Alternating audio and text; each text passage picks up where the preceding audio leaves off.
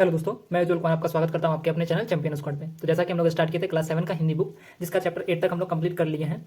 आज हम लोग चैप्टर 9 देखेंगे। ठीक है, देखने से पहले हम लोग अगर आप लोग अभी तक चैप्टर 8 तक का वीडियो नहीं देखे हैं तो डिस्क्रिप्शन में लिंक मिल जाएगा, आप वहां से जाकर देख सकते हो और साथ के साथ चैनल के प्लेलिस्ट से भी जाकर के आप देख सकते हो।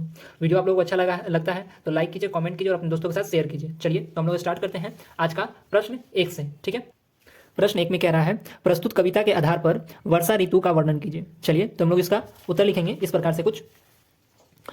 ग्रीष्म के बाद वर्षा शुरू होती है। इस ऋतु के आते ही आकाश में काले काले बादल घुमरने लगते हैं।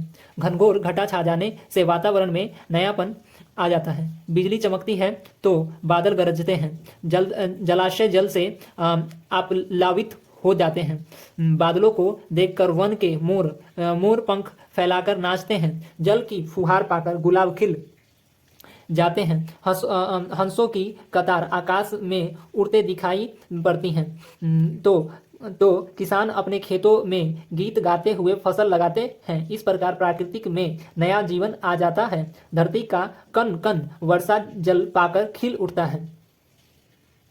वर्षा जल खिल उठता है। ठीक है, चलिए यहाँ तक हो गया। अब प्रश्न 2 क्या कह रहा है देख लेते हैं। वर्षा ऋतु में बाग बगीचे में आनंद क्यों छा जाता है? तो हम लोग इसका उत्तर लिखते हैं। वर्षा ऋतु में बाग बगीचों में आनंद इसलिए छा जाता है क्योंकि वर्षा के कारण धरती में नमी आ जाती है और नमी पाकर पेड़ पौधों में हरियाली छा जाती है। वन में मोर नाचते दिखाई देते हैं तो खिले फूलों से बागों का सौंदर्य आकर्षण हो जाता है। इन्हीं विशेषताओं के कारण बाग बगीचे में आनंद छा जाता है। ठीक है, चलिए प्रश्न 3 क्या कर रहा है? निम्नलिखित पंक्तियों का अर्थ स्पष्ट करें। ठीक है, तो आप लोग को आता है ये चीज। चलिए देख लेते हैं। पहला पंक्ति है खिलता गुलाब कैसा सौरभ उड़ा रहा है। इसमें हम लोग लिखेंगे, ऐसे भी लिख सकते हैं। देखिए ये पंक्ति वर्षा बहार से लिया गया है, जिसके लेखक हैं मुकुटधर पांडे। ठीक है, इस प्रकार से भी लिख सकते हैं। उसके अंदर हम लोग यहाँ से बात लिखना स्टार्ट करेंगे, या फिर ऐसे भी लिख सकते हैं। कवि कहते हैं कि वर्षा जल पाकर गुलाब खिल उठते हैं और इन खिले फूलों की सुगंध वातावरण को सुरभित बना देती है। तात्पर्य यह है कि ग्रीष्म ऋतु की प्रचंड गर्मी के कारण गुलाब के पौधे झुलस जाते हैं, जो वर्षा ऋतु का जल पाकर हरे भरे हो जाते हैं और फूलों से लद जाते हैं। ठीक है, चलिए समझ में आ गया आपको। चलिए अगला हम लोग देख लेते हैं। ख में क्या कर रहा है? गाते हैं गीत कैसे लेते किसान मनहर। ठीक है, इस प्रकार से हम लोग इसका उत्तर लिखेंगे।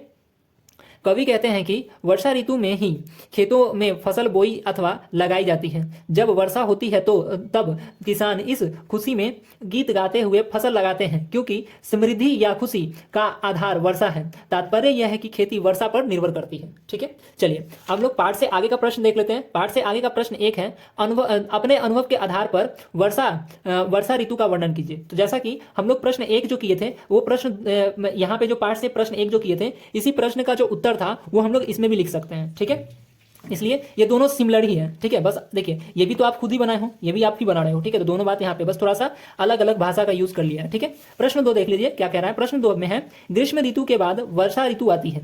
वर्षा ऋतु के आने पर आप कैसा महसूस करते हैं? चलिए तो हम लोग इसका उत्तर लिखेंगे।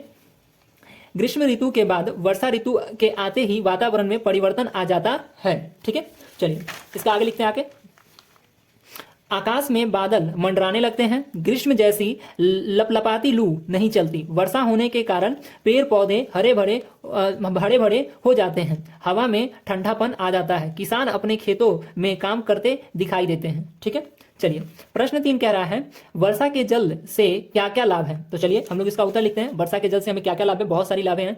वर्षा के जल से हम अच्छी खेती करते हैं और समंदर तालाब नदी नहरे में पानी आ जाता है। उसी पानी का साठा के रूप में जमा करके आगे के समय में उपयोग कर सकते हैं। ठीक है, इस प्रकार से इसका उपयोग हम लोग मतलब इससे हम लोग को लाभ भी है। ठीक है, चलिए अगला प्रश्न क्या कर रहा है? प्रश्न 4 वर्षा के जल को किन किन तरीकों से संरक्षित किया जा सकता है?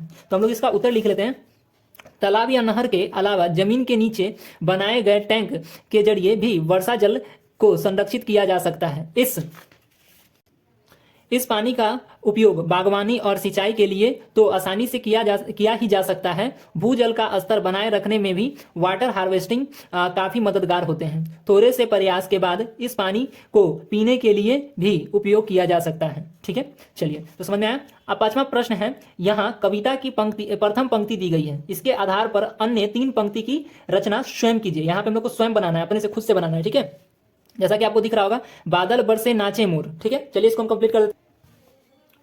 मेढक मचा रहे हैं शोर, तालों में किंदा किंदा करते हैं जलधर, गाते हैं गीत किसान मनहर। ठीक है, चलिए अब हम लोग व्याकरण देख लेते हैं। व्याकरण में क्या है, व्याकरण में क्या रहा है, प्रश्न एक, निम्नलिखित शब्दों के विलोम शब्द लिखे। सुख, चलिए इसको हम लिख लिए हुए हैं, सुख का दुख, प्रसन्न का उदास, सुंदर का क्रूप और ठंडी का गर्मी। ठीक है, तो चलिए यहाँ तक आज का वीडियो हम लोग का कंप्लीट हुआ। ठीक है, अब हम लोग मिलेंगे अगले चैप्टर में। तो तब अगर आप लोग को वीडियो अच्छा लगा है तो लाइक कीजिए, कमेंट कीजिए और अपने दोस्तों के साथ शेयर कीजिए। ठीक है, और हम तब तक के लिए आप लोग अपना ख्याल रखिए और पढ़ाई पे ध्यान दीजिए। ठीक है, चलिए मिलते हैं हम लोग अपने अगले वीडियो में।